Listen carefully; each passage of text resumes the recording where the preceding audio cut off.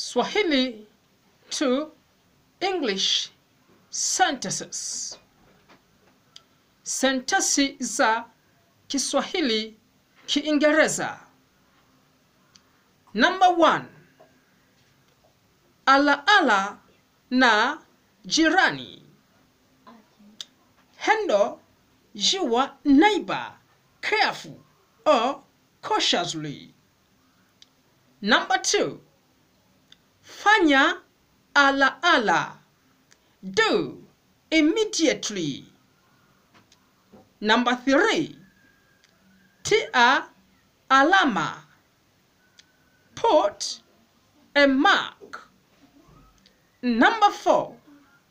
Alama ya cheo. A sign of one's rank. H. A badge. Number 5. Alipata alama nzuri. He got good marks.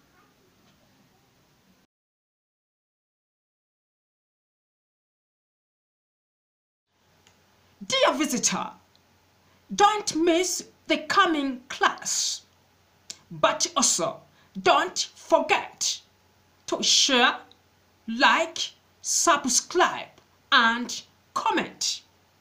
Thank you very much.